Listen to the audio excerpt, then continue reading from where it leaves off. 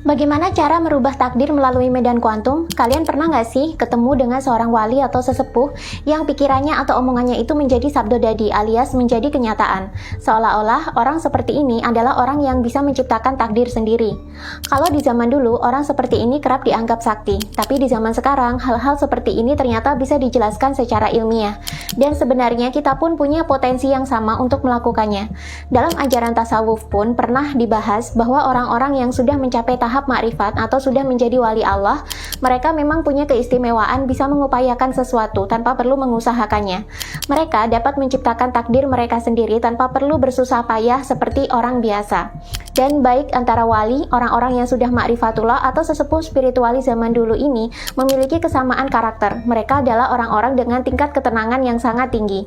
Bahkan sudah mencapai kesuwungan atau kekosongan absolut dalam batinnya, sehingga tidak ada lagi penyekat antara dirinya dengan Tuhannya. Di zaman dulu, hal-hal seperti ini dianggap sebagai sesuatu yang ajaib atau sakti. Namun sebenarnya ini bisa dijelaskan secara fisika. Fisika kini telah terbagi menjadi dua bagian besar, yakni fisika klasik dengan fisika kuantum. Kalau fisika klasik adalah cabang ilmu fisika yang mempelajari hukum-hukum alam yang berlaku di dunia fisik atau materi, maka fisika kuantum adalah cabang fisika yang membahas hukum alam yang terjadi di level kuantum, di mana dimensi kuantum sendiri adalah dimensi paling kecil dan paling dalam penyusun materi-materi di alam semesta. Semua materi terdiri atas atom, dan ketika atom di zoom in, ternyata di dalamnya berisi 99% kekosongan. Bahkan partikel-partikel subatomik di dalamnya pun terpisahkan oleh sebuah medan kekosongan yang sepertinya tidak ada apa-apa. Tapi justru dari kekosongan inilah letak energi murni tersebut berada. Dimensi inilah yang disebut dengan dimensi kuantum. Dan jangan salah, di sini hukum fisika klasik sudah tidak berlaku sama sekali. Yang ada hanyalah probabilitas atau kemungkinan belaka. Apapun dapat terjadi di dimensi kuantum sesuai dengan kemauan kita. Medan energi kosong yang mengatur orbit dan posisi partikel-partikel subatomik ini disebut sebagai medan kuantum.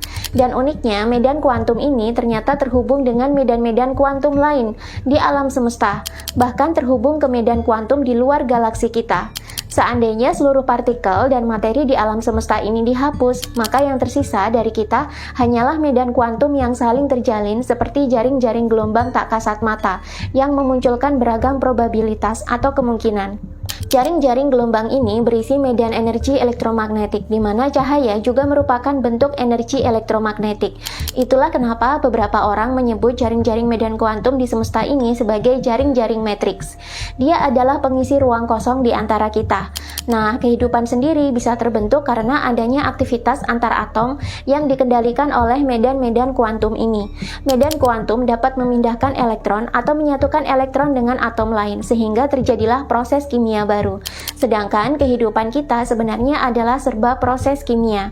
Ketika manusia berpikir, merasa, berimajinasi, bertindak, bahkan mengamati atau tidur sekalipun, sebenarnya ada proses kimia yang terjadi di dalam otak, yang akhirnya bisa menggerakkan organ-organ lain dan membentuk sebuah kehidupan.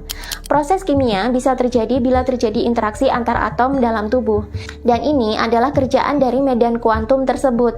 Ada beberapa karakteristik medan kuantum yang sangat memukau, di mana dari sinilah segala sumber kehidupan itu bermula. Dimensi kuantum atau realita kuantum adalah sebuah realita yang sama sekali berbeda dengan realita tiga dimensi kita, yang sedang kita jalani di dimensi fisik ini, tempat di mana hukum-hukum fisika klasik Newtonian bisa berlaku. Di dimensi kuantum, hukum fisika Newtonian tidak lagi berlaku, yang ada hanyalah peluang dan kemungkinan tanpa batas. Kita bisa menjadi dan menciptakan apa saja. Medan kuantum adalah medan energi dan medan informasi yang tidak kasat mata. Dr. Joe Dispenza sendiri dalam bukunya yang berjudul Becoming Supernatural menyebutkan dimensi ini sebagai dimensi kesadaran atau dimensi kecerdasan sejati yang eksis di luar ruang dan waktu. Ini adalah sumber dari kecerdasan murni manusia yang tanpa batas dan saling terkoneksi dengan kecerdasan universal. Dalam fisika kuantum, alam semesta adalah lautan informasi dan pengetahuan tanpa batas dalam bentuk medan energi. Di sekitar kita sebenarnya dikelilingi oleh medan informasi dan pengetahuan tak kasat mata yang sebenarnya bisa kita unduh atau kita baca jika kita memiliki kesadaran diri dan kepekaan yang cukup tinggi. Orang yang bisa mengunduh atau membaca informasi yang tersebar di alam semesta ini kerap disebut sebagai anak indigo. Tapi bagi orang yang belum paham, anak indigo kerap diidentikan hanya sebatas kemampuan melihat makhluk-makhluk gaib, meramal atau menerawang secara mistis belaka. Padahal bakat indigo itu jauh lebih kompleks loh daripada itu. Medan kuantum ini juga melampaui apapun yang bisa manusia cerap melalui panca indera. Dan dari sinilah semua hukum alam tersebut diatur. Dengan demikian, dari medan kuantum pula lah takdir itu tercipta.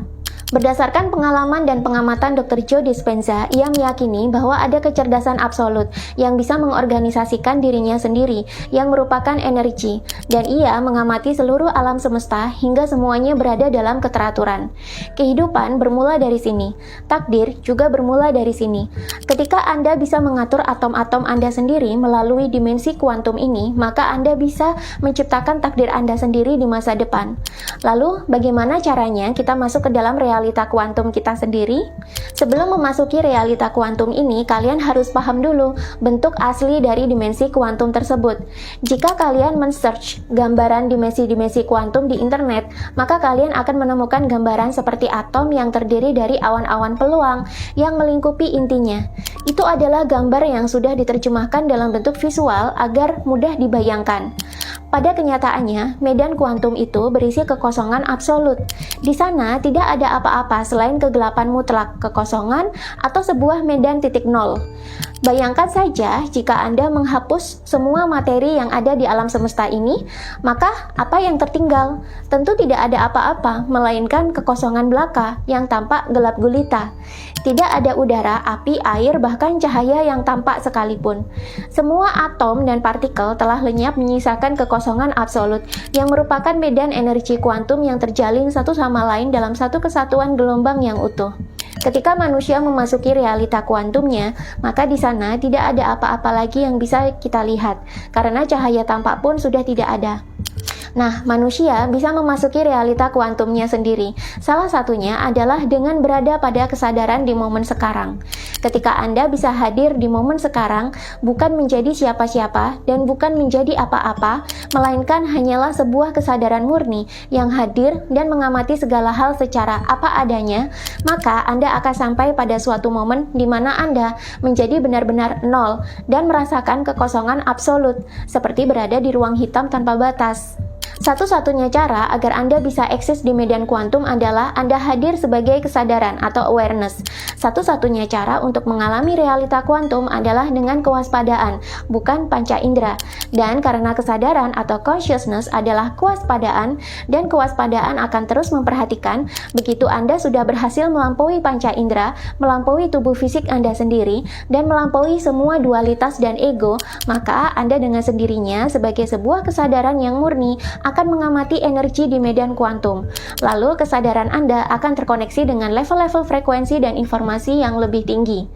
Di sini sudah tidak ada lagi pikiran, ego, nafsu, dualitas, dan perasaan. Di sini semua materi dalam diri telah meluruh, atau Anda sudah berhasil melampauinya. Sehingga yang ada tinggal ketenangan absolut saja, kegelapan, kekosongan, tidak ada aku dan kamu. Yang ada hanyalah oneness atau kemanunggalan. Tidak ada sekat pemisah antara kesadaran diri sejati dengan kesadaran universal. Dalam spiritual Jawa disebut sebagai manunggaling kawula Gusti. Dalam tasawuf disebut sebagai makrifat. Dalam Hindu disebut sebagai moksa. Dalam tradisi barat disebut sebagai tercerahkan. Dan sebenarnya medan kuantum itu bukanlah kosong, melainkan ia adalah medan energi tanpa batas dan membawa frekuensi. Setiap frekuensi mengandung informasi. Ini adalah gelombang energi yang dipakai untuk proses penciptaan, termasuk menciptakan takdir itu sendiri. Barang siapa yang bisa masuk ke dalam realita ini, maka pikiran dan omongannya akan menjadi kenyataan. Dialah pencipta takdir untuk dirinya sendiri.